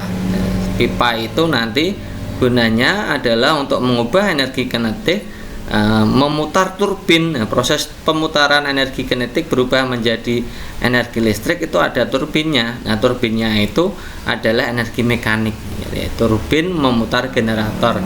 Jadi air, energi kinetik pada air itu memutar turbin, kemudian memutar generator. Maka ini disebut energi mekanik. Nah, gitu ya. Kemudian setelah itu muncullah energi listrik ini akibat generator yang berputar sehingga terjadi perbedaan flux magnetik ya. Jadi energi listrik itu teman-teman. Jadi urut-urutannya kita bisa mulai gitu ya. Jadi energi potensial dulu, kemudian baru energi kinetik, kemudian baru energi mekanik, yang terakhir adalah energi listrik. Nah, ini kalau kita buat sketsanya yang bagian turbin pada gambar yang atas itu kan turbinnya tidak kelihatan gitu ya. Yang bawah itu ya, itu air mengalir, kemudian dari energi potensial air menjadi energi kinetik ya. Energi kinetiknya tidak ditulis ya. Kemudian digunakan untuk memutar turbin. Jadi energi kinetik mekaniknya tidak tersurat di situ, tapi tidak apa-apa ya. Turbin air kemudian menjadi generator, kemudian energi listrik. Nah, teman-teman, selain soal yang hanya perubahan energi, teman-teman juga harus melihat komponen-komponen apa saja yang ada pada PLT mikrohidro ini ya. Ya, dari itu ya, komponennya silahkan teman-teman itu dilihat dari water pressure atau penekan gitu ya, kemudian ke control valve atau kutub kontrol. Kemudian di situ ada pipeline atau pipa ya, line atau pipanya. Kemudian di situ ada turbin atau water turbin, khusus untuk turbin yang berputar karena air ya, pusaran air di situ ada. Kemudian di atasnya ada generator, ini yang menghasilkan listrik. Hasil generator, hasil PLT mikrohidro ini itu adalah AC, maka tidak membutuhkan inverter, tapi di situ membutuhkan trafo atau untuk meningkatkan dayanya saja. Ya kan, daya yang dikeluarkan dari generator itu tidak terlalu tinggi, maka harus ditinggikan ya, melewati trafo step up. Ya, trafo step up. Nah, seperti itu teman-teman. Jadi nanti teman-teman juga selain dari soal perubahan energi, biasanya ada soal tentang urut-urutannya alat-alat yang digunakan dalam PLT mikrohidro gitu ya. Teman-teman harus hafal ya, kayak gitu. Jadi jawaban yang tepat tadi pertama adalah energi potensial, energi kinetik, energi mekanik, kemudian baru energi listrik. Jadi jawaban yang tepat adalah opsi A. Next, berikutnya, lembaga negara yang bertugas untuk menguji peraturan perundang-undangan di bawah undang-undang adalah apakah Mahkamah Agung, apakah Komisi Yudisial, ataukah Mahkamah Konstitusi atau lembaga yudikatif. Oke teman-teman, jadi sebenarnya soal ini adalah untuk menguji teman-teman dalam memahami perbedaan mendasar dari MA dan MK. Oleh karena itu kita buatkan catatan ringannya. Coba teman-teman simak. Jadi saya buatkan ringkasan ya perbedaannya. MA atau Mahkamah Agung itu mengadili tingkat kasasi, menguji peraturan perundang-undangan di bawah undang-undang terhadap undang-undang dasar ya, mempunyai kewenangan lain yang diberikan undang-undang ya. Kemudian mengadili yang MK itu mengadili tingkat pertama hingga terakhir, putusannya bersifat final atau MK itu pengadilan tingkatnya dari awal sampai akhir ya. Kemudian menguji undang-undang terhadap undang-undang dasar ya, menguji undang-undang terhadap undang-undang dasar ya. Kemudian memutus sengketa kewenangan lembaga negara yang kewenangannya diberikan undang-undang, memutuskan pembubaran partai politik, memutuskan perselisihan tentang hasil pemilu gitu ya. Jadi MA, kalau MA itu menguji peraturan undang-undang di bawah undang-undang, menguji peraturan perundang-undangan di bawah undang-undang, di bawahnya undang-undang itu MA. Kalau undang-undang terhadap undang-undang dasar maka MK. Oke, jadi jawaban yang tepat kalau menguji peraturan perundang-undangan di bawah undang-undang ya tentunya MA itu ya. Kalau MK itu undang-undang terhadap undang-undang dasar gitu ya. Jadi jawaban yang tepat adalah MA, Mahkamah Agung. Berikutnya ada grafik ya. Jadi teman-teman banyak yang request tentang grafik. Kita berikan grafik yang umum dulu, yang yang grafik tunggal. Soalnya kemarin juga ada soal grafik tunggal dan juga ada soal grafik bentuknya yang interval. Grafik tunggal dan grafik interval. Hari ini kita akan bahas tentang grafik tunggal dulu. Seperti ini contoh soalnya. Ada 5 bulan, di situ Juni, Juli, Agustus, September, Oktober gitu ya. Diagram di atas menunjukkan hasil penjualan motor selama 5 bulan terakhir. Rata-rata hasil penjualan motor tersebut adalah titik-titik. Jadi diminta untuk menentukan rata-rata. Rata-rata kan teman-teman juga sudah tahu ya. Rata-rata itu tinggal dijumlah, kemudian dibagi banyak data. Banyak datanya ada berapa? Juni, Juli, Agustus, September, Oktober. Jadi hanya ada 5 saja. Kita jumlah dulu ya. Jadi pertama Juni itu 25. Kita tulis saja 25 di situ, Juli 30. Ya kan, gambarnya di situ, Agustus 35. Kemudian September itu 20 dan yang terakhir Oktober itu 40 gitu ya. Kalau di total kemudian dibagi 5. 5 itu ya Juni, Juli, Agustus, September, Oktober itu ada 5. Kalau di total ternyata berapa hasilnya? 150 teman-teman. Jadi 150 dibagi 5 hasilnya ada 30. Jadi rata-ratanya ya 30 unit. Jawaban yang tepat adalah opsi A gitu ya. Kita mulai dari yang pertama, pelaksanaan pemilu harus sesuai dengan asas-asas pemilu yang telah ditentukan. Jadi pelaksanaan pemilu harus sesuai dengan asas-asas pemilu yang telah ditentukan. Jika terjadi perselisihan mengenai hasil pemilu, yang berwenang menyelesaikannya adalah apakah A, BPK, B, Mahkamah Agung, C, Komisi Yudisial, ataukah D, Mahkamah Konstitusi. Nah, kisi-kisi soal tes P3K yang keluar di tahap 1 kemarin ya, itu adalah teman-teman yang penting itu bisa membedakan fungsi pokok dari MA dan MK. Ini saya ulangi lagi ya. Kisi-kisinya adalah teman-teman bisa membedakan fungsi dan kewenangan atau tugas dan kewenangan dari MA dan MK. Perbedaannya letaknya di sebelah mana. Itu ya, saya kasih simulasi soalnya seperti ini. Nanti mungkin soalnya ada membandingkan tentang perundang-undangan yang harus dikaji di MA atau yang harus dikaji di MK. Nah, kita bahas dulu untuk Mahkamah Konstitusi. Kelihatannya kita juga sudah pernah ya membahas tugas dan wewenang MK. Jadi MK itu merupakan lembaga yudikatif di Indonesia. Tugasnya pertama itu mengadili pada tingkat pertama dan terakhir yang putusannya bersifat final untuk menguji undang-undang terhadap UUD 45. Nah, kalau MK itu menguji undang-undang terhadap UUD 45, kalau MA itu menguji undang-undang di bawah peraturan di bawah undang-undang terhadap undang-undang di bawahnya ini berarti ya. Itu intinya seperti itu. Yang kedua, memutuskan sengketa kewenangan lembaga negara yang kewenangannya diberikan oleh Undang-Undang Dasar 1945. Yang ketiga, memutuskan pembubaran partai politik. Yang keempat, memutus perselisihan tentang hasil pemilu. Nah, itu adalah tugas MK. Lalu kalau tugas MA apa? Saya juga jelaskan tugas MA. Yang pertama, mengadili pada tingkat kasasi. Jadi ada pengadilan negeri, pengadilan tinggi, kemudian baru yang pusat itu pengadilan kasasi. Yang mengambil alih yaitu MA itu sendiri ya, Mahkamah Agung. Kemudian mengajukan 3 orang hakim konstitusi. Kemudian menguji peraturan perundang-undang di bawah undang-undang. Nah, tadi bedanya MK dan MA itu letaknya di sini teman-teman. Kalau MK menguji undang-undang terhadap UUD 45, kalau MA itu menguji peraturan di bawah undang-undang terhadap undang-undang. Ya. Jadi jawaban kalau mengenai perselisihan hasil pemilu berarti jawaban yang tepat adalah opsi D, Mahkamah Konstitusi. Next berikutnya, mobil dengan massa 750 kg bisa melaju dengan kecepatan 20 meter per sekon jika mengangkut muatan barang 450 kg. Kecepatan yang bisa ditempuh mobil jika muatan mobil sudah diturunkan adalah titik-titik. Di situ lihat opsi pilihan gandanya ya, 32,0, 31,5, 42,0, 35,0 atau 37,5. Oke. Di situ kita lihat dulu ya, massa awalnya itu berarti massa mobil dengan massa barang gitu ya.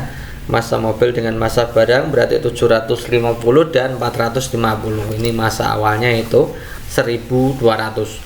Kemudian di situ percepatan awalnya adalah 20 meter per sekon kuadrat, oke. Kemudian di tengah perjalanan itu muatan barang sudah diturunkan, berarti 450-nya hilang ya. Tinggal M1-nya, M-nya tinggal mobilnya saja. Berarti masa setelah barangnya diturunkan atau M2 itu 750. Ya kan? Yang ditanyakan adalah A2. Soal ini terkait dengan hubungan antara massa dengan percepatan. Ini hubungan massa dan percepatan itu ciri khas dari hukum 2 Newton. Di mana hukum 2 Newton itu mengatakan bahwa percepatan itu hasil bagi antara gaya dengan massa. Di situ teman-teman bisa melihat bahwa A dan M itu berbanding terbalik karena A itu di atas, M di bawah, gitu ya. A dan M itu berbanding terbalik, maka artinya apa? Semakin besar massa maka percepatannya semakin kecil. Demikian pula kalau semakin kecil massa maka semakin besar percepatannya. Nah, karena di situ pada soal itu massanya diperkecil kan dari 1200 menjadi 750, maka logikanya nanti percepatannya harus lebih besar. Ya. Oke. Karena perbandingan terbalik berarti kita buat perbandingan terbalik antara massa dengan percepatan. Jadi A1 dibagi A2 sama dengan M2 bagi M1. Karena di situ terbalik maka 1221 gitu intinya gitu ya teman-teman. Ya kita masukkan angkanya. A1-nya 20, A2-nya yang mau kita cari 750, yang M2, M1 1200. Kita bisa bagi 750 dengan 1200 dengan 50. Nah, supaya nanti mudah perhitungannya. Kalau kita bagi 50 yang atas ketemunya adalah 15, yang bawah kalau kita bagi 50 ketemunya 24. Jadi A2 itu silangannya dengan 15 kan? Berarti 15 ditaruh di bawah. Jadi 20 kali 24 kita bagikan dengan 15. Nah, 20 dengan 15 kita bisa bagi 5, yang atas ketemu 4, yang bawah ketemu 3.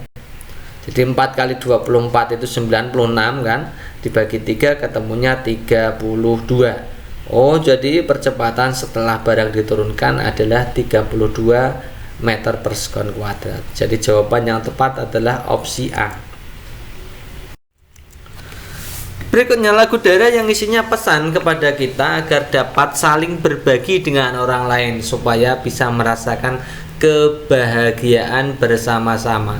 Kita lihat opsi pilihan gandanya adalah Tokecang, Bungung Jumbo, Soleram, dan Badindin gitu ya. Mana yang menceritakan tentang indahnya berbagi, intinya seperti itu ya, supaya kita bisa merasakan kebahagiaan. Oke, kita akan bahas satu persatu. Jadi masing-masing lagu ini di opsi pilihan gandanya ini kita akan kupas maknanya. Kalau Bungung Jumbo itu lagunya dari Aceh, menceritakan tentang bunga cempaka yang masyhur di provinsi Aceh. Bunga tersebut terkenal sangat indah, sangat menawan saat sedang mekar gitu ya. Liriknya tidak usah kita masukkan gitu ya. Oke, kemudian kalau Bungung Jumbo sudah. Kalau yang berikutnya Soleram itu dari Riau.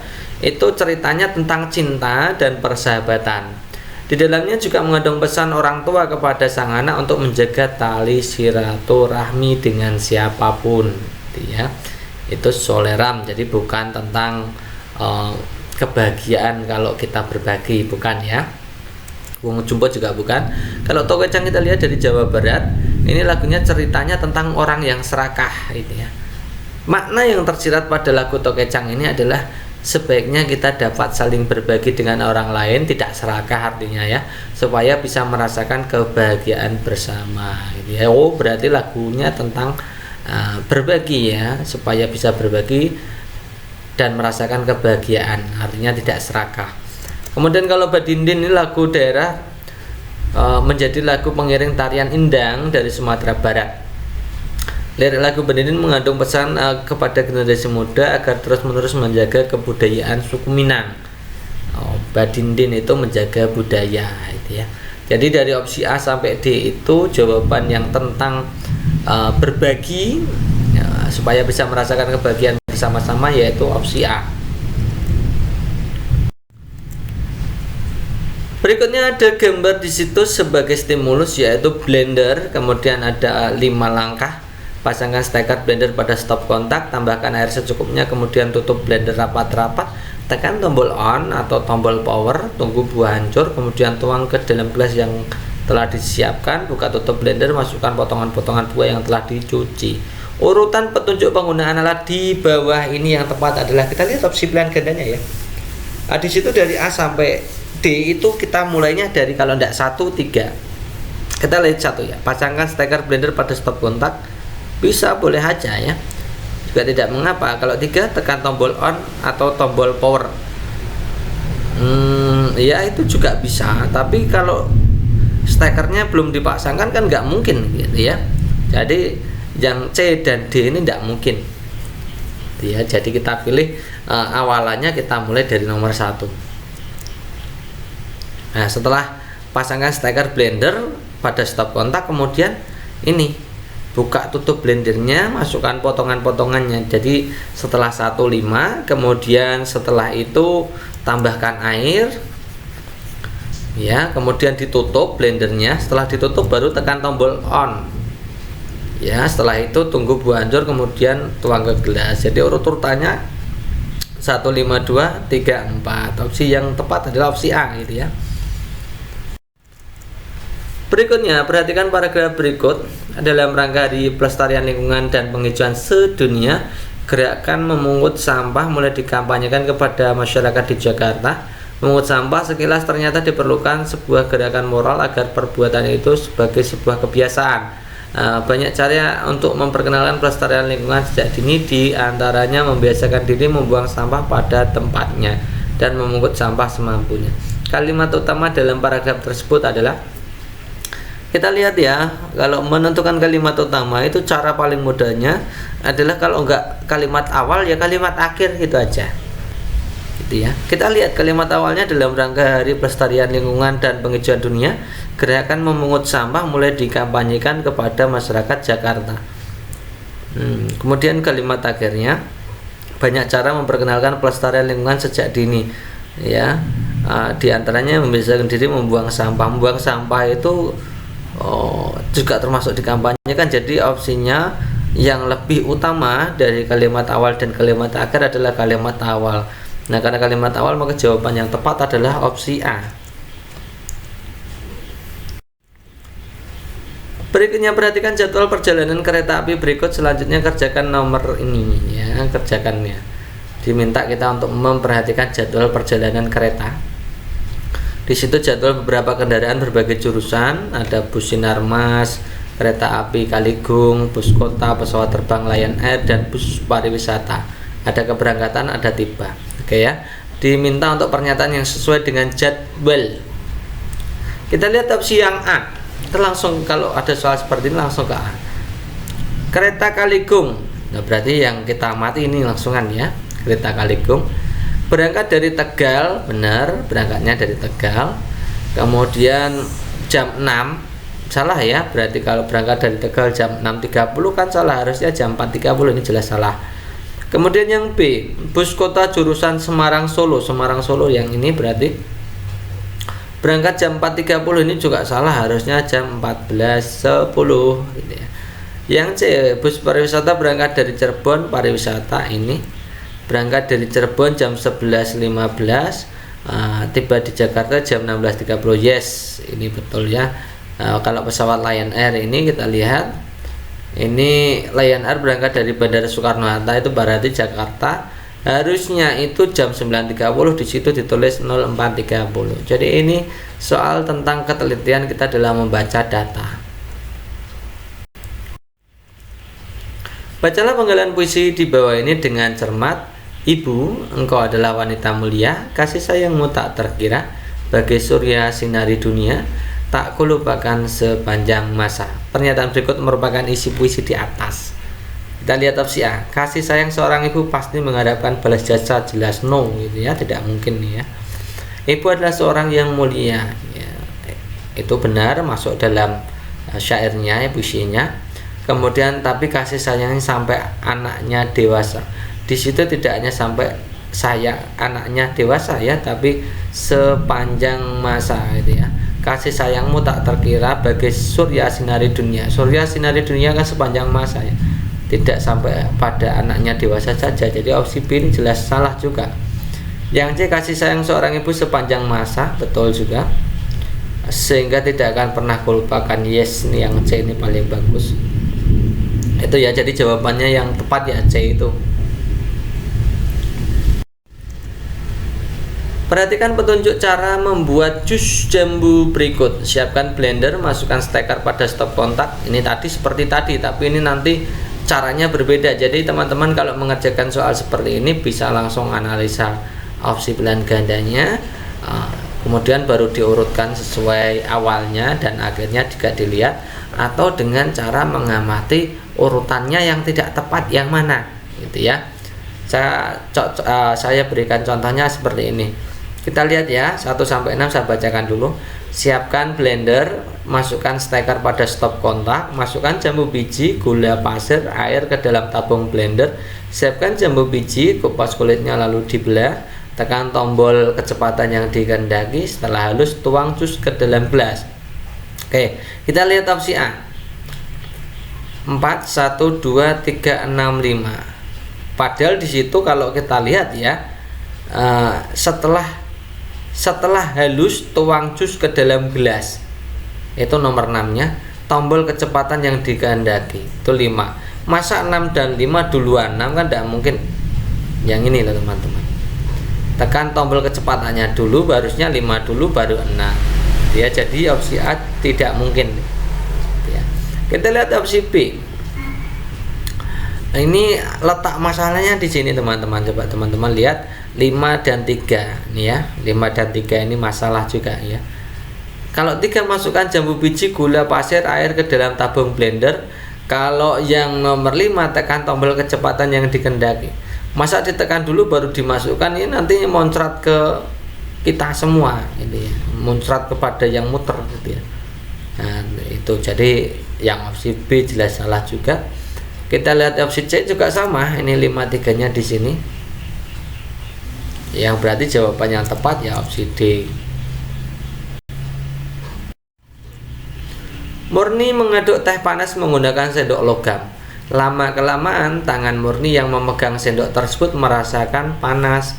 Karena hal ini dikarenakan titik-titik. Apakah sendok mengantarkan panas ke tangan Murni? Apakah panas teh menghasilkan uap yang panas sampai ke tangan Murni?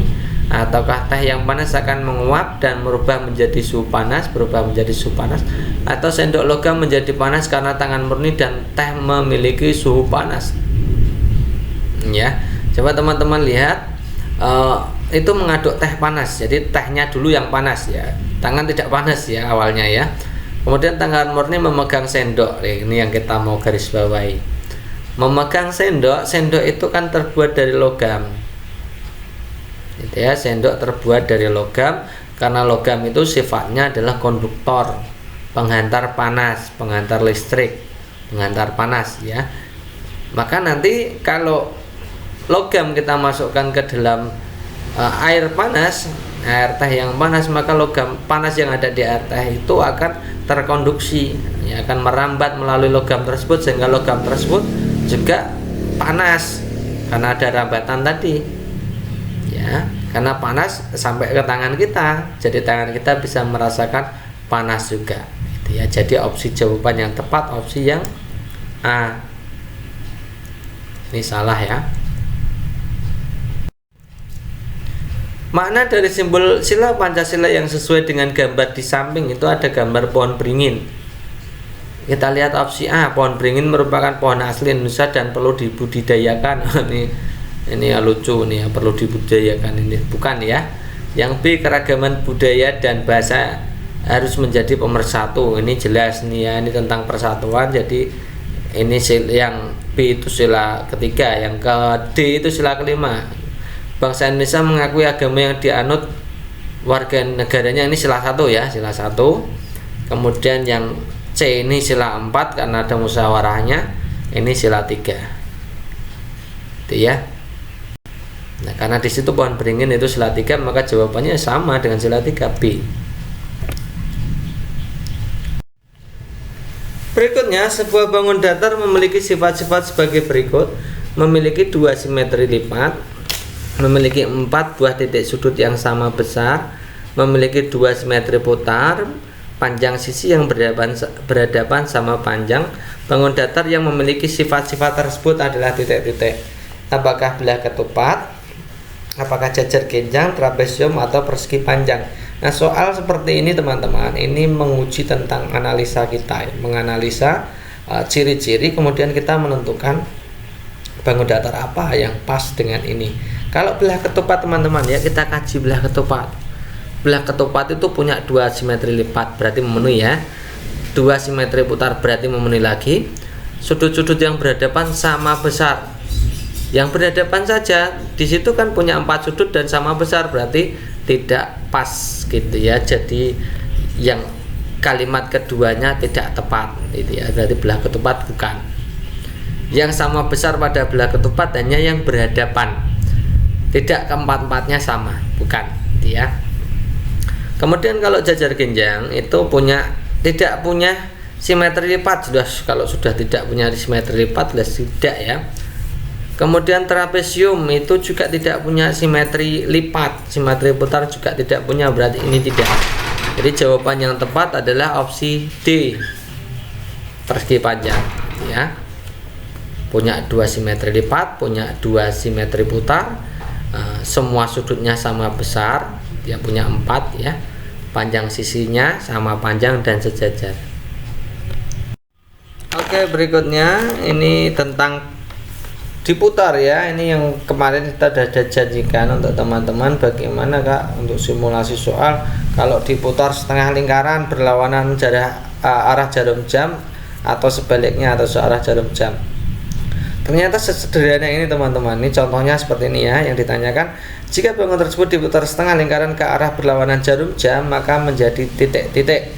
Oke, kita gambarnya dilihat ya. Kita gambarnya kalau seperti itu, kemudian kita kasih nama kubusnya, kita kasih nama. Cara pertama, kubusnya kita kasih nama supaya mudah, kan seperti ini ya. Kita kasih yang atas itu kubus 5, kemudian 2, 3, 4, di belakangnya 2 ada kubus yang namanya kubus 1 gitu ya. Kemudian bagaimana kalau kita mau memutarnya? Teman-teman cukup melihat yang bagian depannya ini. Ini ya, bagiannya depan kita geser seperti ini supaya nanti kelihatan ya teman-teman ya. Nah, setelah digeser kemudian baru diputar. Di situ mintanya apa? Berlawanan arah jarum jam. setengah lingkaran atau 180 derajat berlawanan arah jarum jam. Jadi kita putar jadi begini. Kan gini ya. Sampai sini ya.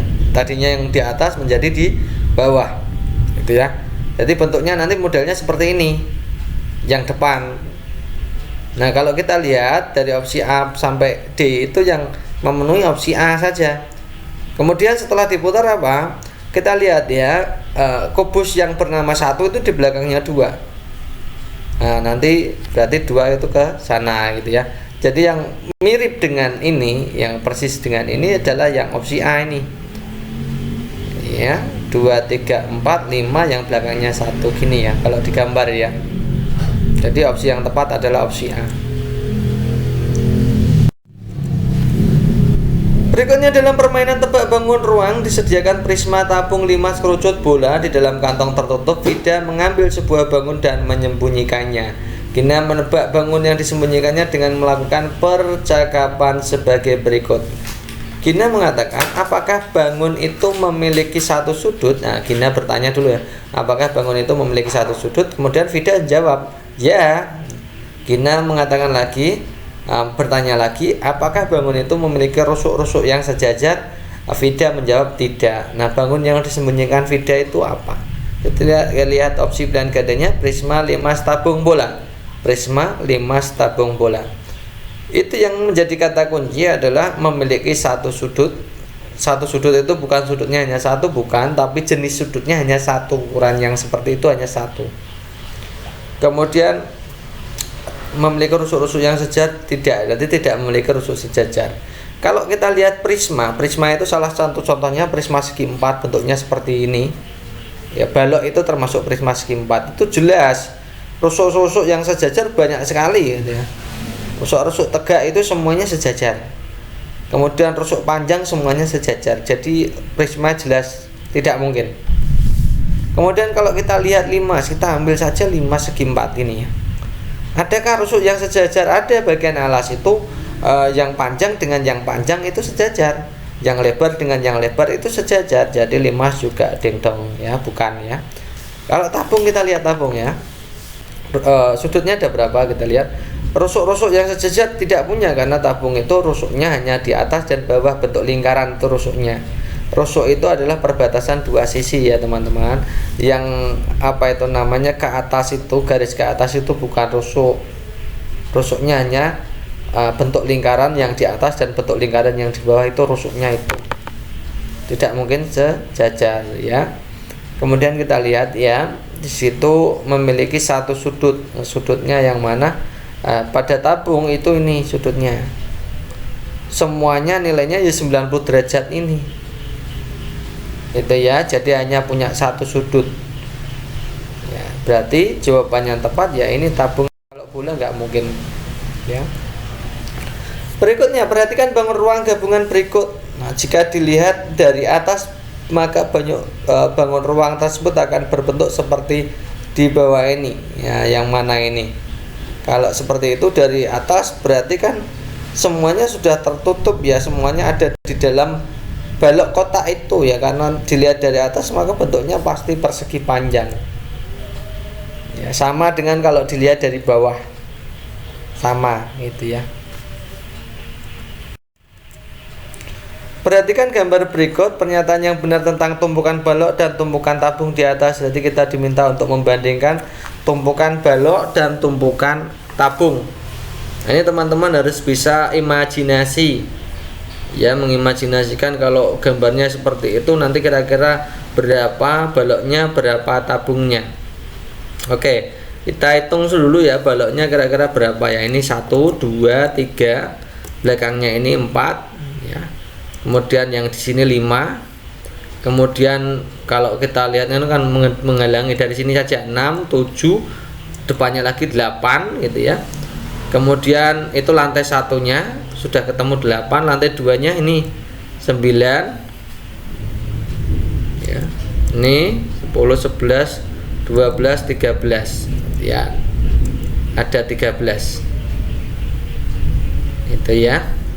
Lantai bawahnya diingat ada 13, lantai atas yang ini Yang ini yang balok tidak jelas 13 ya, 1 2 3 4 5 6 7 8 9, kemudian 10 11 12 13, betul ada 13. Yang tabung dengan cara serupa nanti teman-teman bisa menemukan kalau tabung itu jumlahnya 11. 1 2 1 2 ya. Kalau teman-teman menghitung berarti ya 1 2 1 3 2 1 1, jumlahnya 11. Nah berarti jumlah balok lebih banyak daripada jumlah tabung. Opsi yang memenuhi yaitu opsi A. Berikutnya perhatikan jaring-jaring kubus berikut. Jaring-jaring kubus dengan posisi alas dan tutup yang tepat. Ini teman-teman banyak yang request tentang jaring-jaring kemudian alas dan tutup. Ternyata simulasi soalnya seperti ini teman-teman. Yang paling mendekati dengan FR kemarin simulasinya seperti ini. Kalau posisi alas dan posisi tutup ditunjukkan gambar nomor berapa. Oke ya. Coba kalau alas dan tutup itu tidak mungkin menjadi tetanggaan ya. Alas dan tutup tidak menjadi tetanggaan, harus terpisah ya, harus berkebalikan.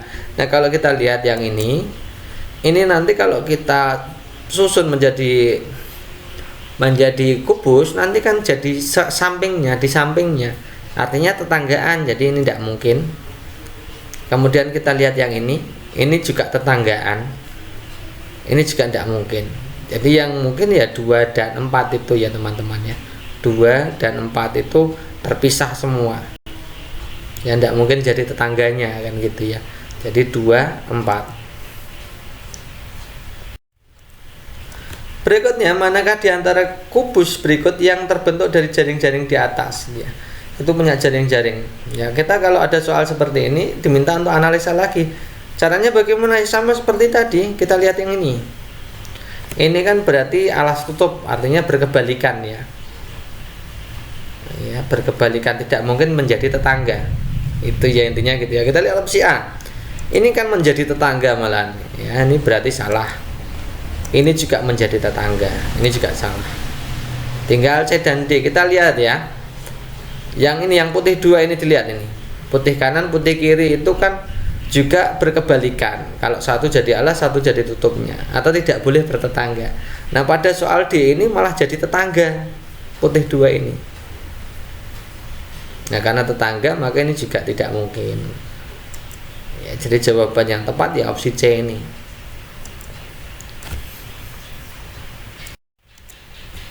Perhatikan gambar kubus berikut. Jadi kita akan banyak berlatih tentang bangun spasial yang kemarin kita memang belum bahas gitu ya.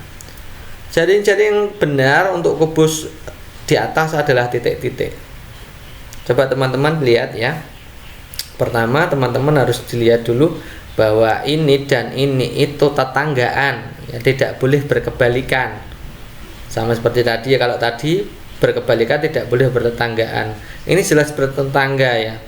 Jadi tidak boleh berkebalikan. Kalau kita lihat yang ini tidak mungkin, ini kan nanti menjadi berkebalikan ya kan, ada selahnya ya. Berarti kalau enggak A, C, D. Sekarang kita lihat ya, antara lingkaran dan siku di situ dengan lingkaran itu menjauhi ini, sikunya kan menjauhi lingkaran kan, tidak di dekat lingkaran ya kan. Nah kalau kita lihat yang opsi A, ini sikunya itu mendekati. Jadi yang D ini siku dan lingkaran, sikunya mendekati lingkaran ya kan, berarti bukan. Yang A juga bukan karena sikunya mendekati lingkaran. Jadi jawaban yang tepat opsi C.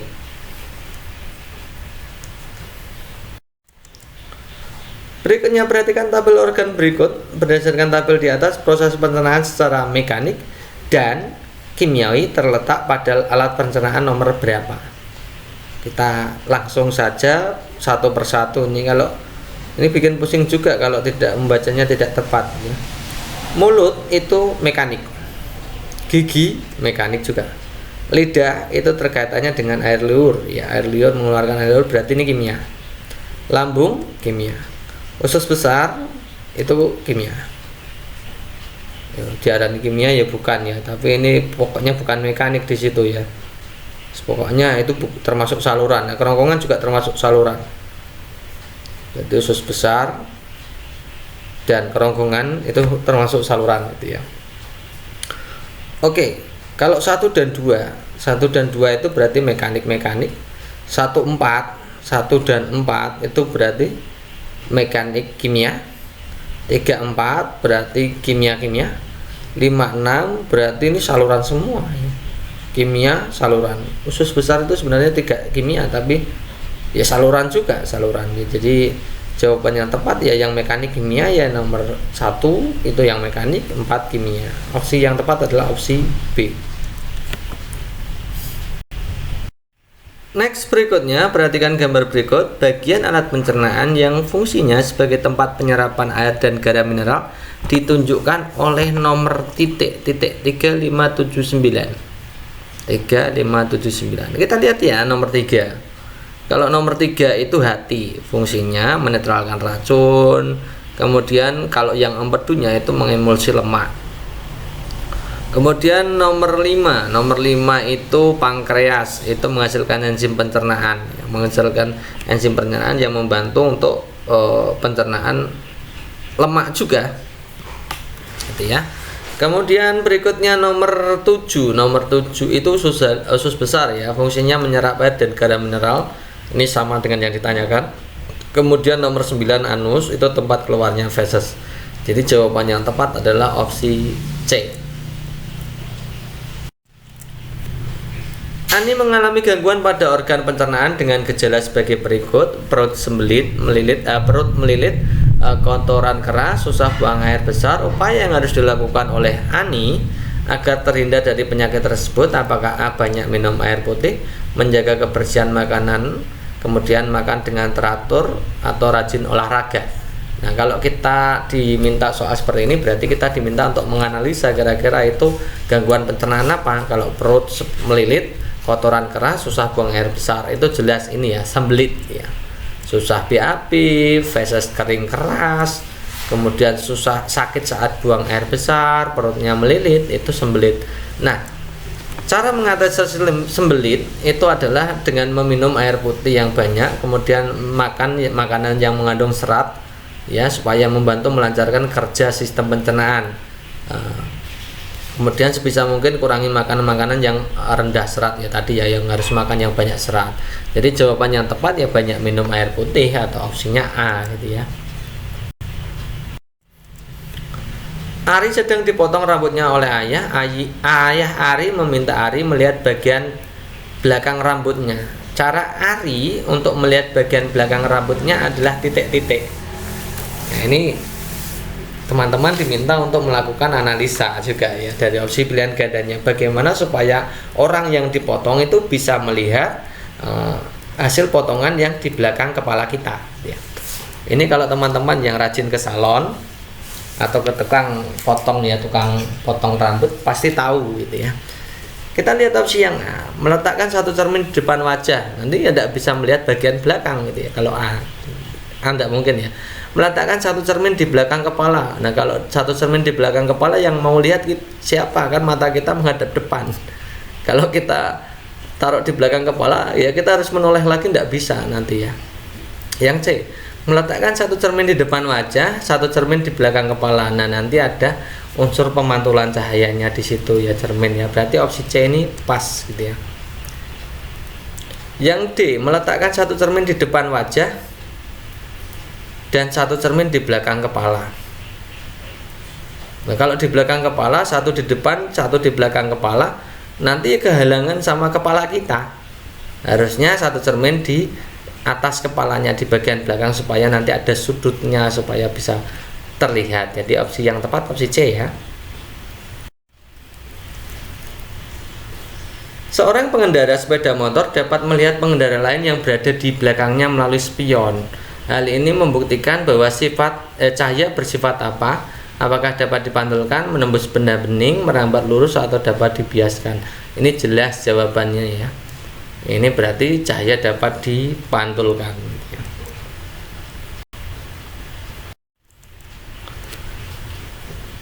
Matahari berpindah posisi dari nomor 1 ke nomor 2. Maka posisi bayangan orang tersebut berpindah dari titik-titik ke titik-titik. mataharinya pindah dari posisi 1 ke posisi 2. Kalau kita lihat ya dari posisi 1, maka bayangannya adalah ini. Kan gini ya, cahaya kan merambat lurus ya. Nanti berarti bayangannya di sini. Kalau posisi 2 pasti di sini.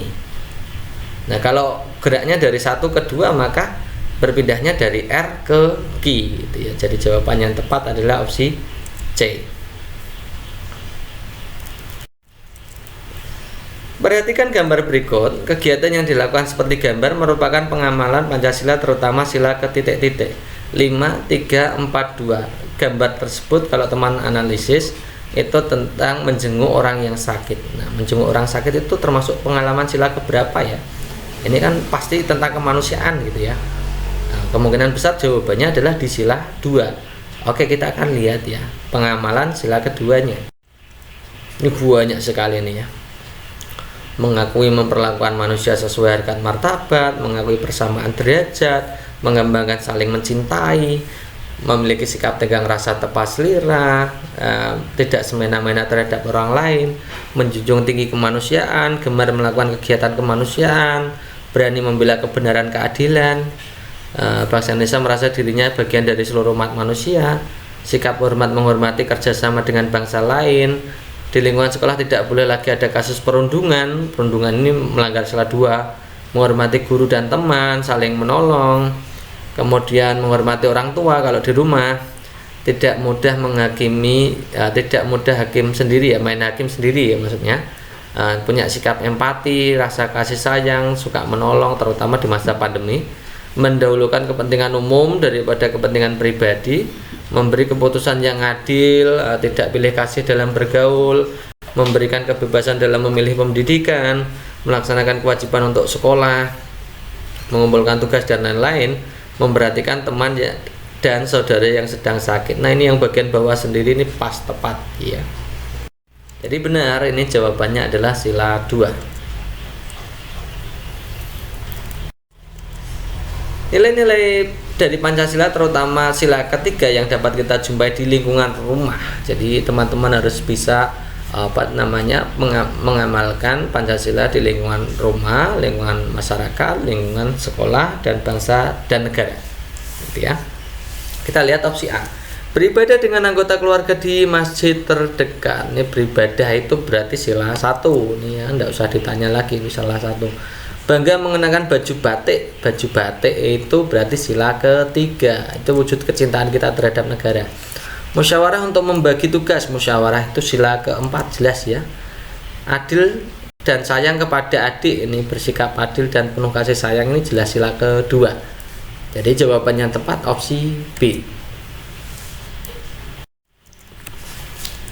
Salah satu contoh sikap yang sesuai dengan sila kemanusiaan yang adil dan beradab di lingkungan rumah ya. Kita lihat langsung opsi A dan kemudian teman-teman bisa menganalisa ini sila berapa. Saling menghormati, menjaga kerukunan. Nah, rukun itu sila ketiga. Menghargai pendapat, jelas itu tentang musyawarah, sila keempat. Menolong teman yang terkena musibah, ini sila kedua. Tadi ya, menolong teman itu termasuk bagian dari kegiatan kemanusiaan. Taat melaksanakan ibadah itu berarti sila 1. Maka yang sesuai dengan kemanusiaan yang adil dan beradab kan sila 2. Jawaban yang tepat adalah opsi C. Gambar di atas menunjukkan partisipasi warga masyarakat dalam menggunakan hak pilihnya dalam pemilihan calon presiden. Nah, partisipasi warga masyarakat tersebut sangat sesuai dengan nilai Pancasila. Khususnya sila keberapa? Sila apa? Apakah ketuhanan yang Maha Esa, kemanusiaan yang adil dan beradab, persatuan Indonesia, kerakyatan yang dipimpin oleh hikmat kebijaksanaan dalam permusyawaratan perwakilan. Kalau pemilu, urusannya pemilu itu berarti keterkait dengan sila keempat ya teman-teman. Sila keempat itu berarti yang ini. Permusyawaratan perwakilan itu artinya dalam hal pemilu. Pemilu itu termasuk pengamalan sila Pancasila keempat. Pak Yanto memiliki 2 kebun berbentuk persegi dan persegi panjang. Kebun yang berbentuk persegi panjangnya 45 meter, lebarnya 32 meter. Kemudian kebun yang berbentuk persegi itu memiliki sisi yang panjangnya 2 kali dari lebar kebun berbentuk persegi panjang. Selisih luas kebun Pak Yanto adalah titik-titik gitu ya. Jadi punya kebun seperti ini. Yang satu ukurannya 45 32, yang satu sisinya, sisi persegi itu 2 kali lebarnya 32, berarti ini 64 ya. Yang ditanyakan selisih luas, mudah sekali ya. Jadi luas persegi dikurangi luas persegi panjang. Luas perseginya 64 kali 64, luas persegi panjangnya 45 kali 32. 64 kali 64 itu 4096, 45 kali 32 itu 1440. Kalau kita hitung dikurangkan berarti 2656. Jadi jawaban yang tepat adalah opsi D.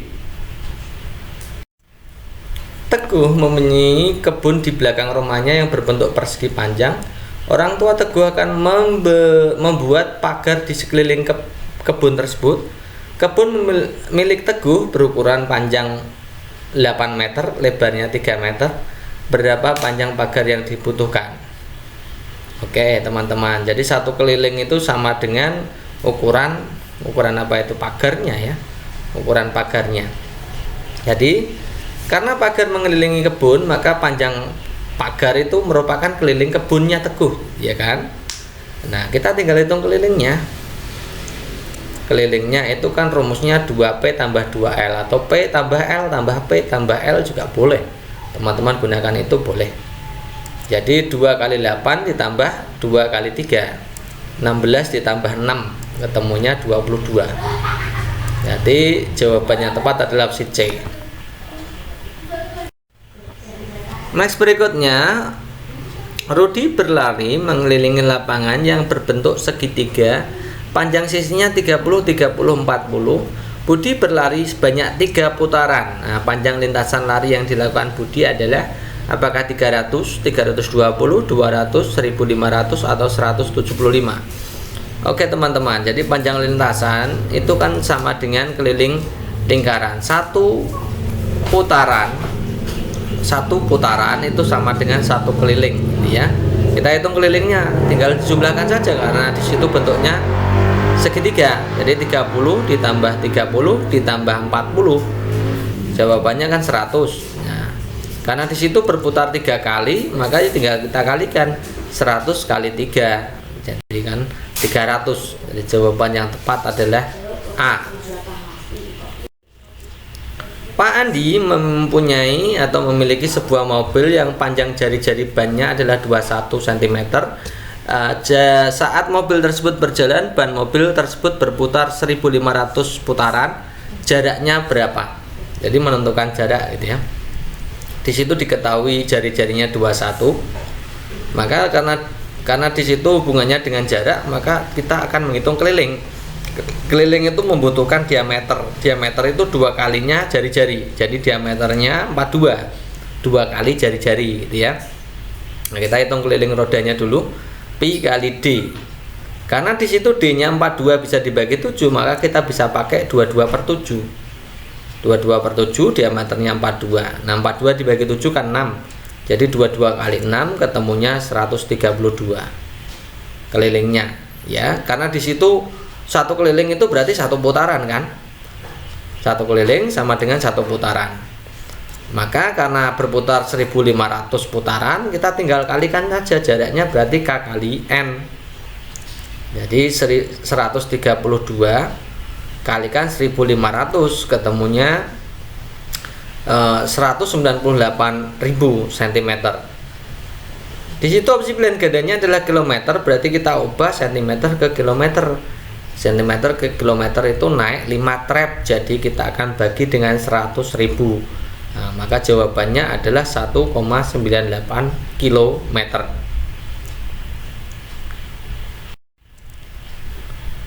Sebuah kardus berbentuk kubus dengan panjang rusuk 72 cm. Kardus tersebut mampu memuat 648 balok satuan yang ukurannya sama.